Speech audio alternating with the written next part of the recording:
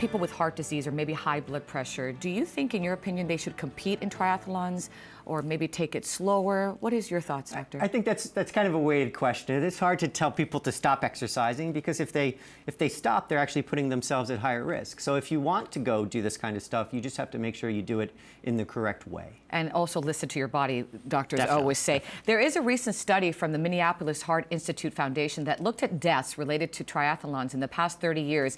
And here are some of the findings, Doctor, and I want to share them with our viewers. Quite interesting. You and I were looking at it before the show started, but they had 135 deaths, average of 5 deaths per year. Doesn't seem like a lot, but 1 is already too much, right? Right. I mean, ideally, we're trying to avoid these kind of situations when you're doing something for fun, you know. Exactly. Death rate twice as high as marathons. Most deaths occurred in swim section. Yes. That was interesting. Why is that?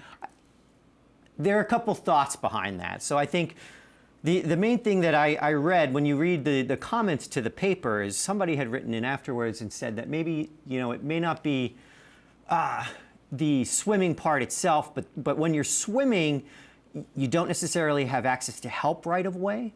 And then there may be an element of like panic to this too. So a lot of people, when they're training for the swim section of the race, they're not necessarily training in open water. And if you've ever seen a triathlon, the way that they start, it's better now. It's better than it was, you know, 10 years ago. But it used to be that everybody would run out all at the same time. They look like ants going in the water. And it's crazy, and everything's going on, and it's really hard to follow. And if you have never swam in that kind of condition, it's easy to induce panic there. So there have been some studies where they interview the athletes afterwards, and a lot of times their thoughts was that it's scary. It's scary. Because you could be running and be tired, but you can stop. You can stop. But when you're swimming out in the ocean, well, you can't stop.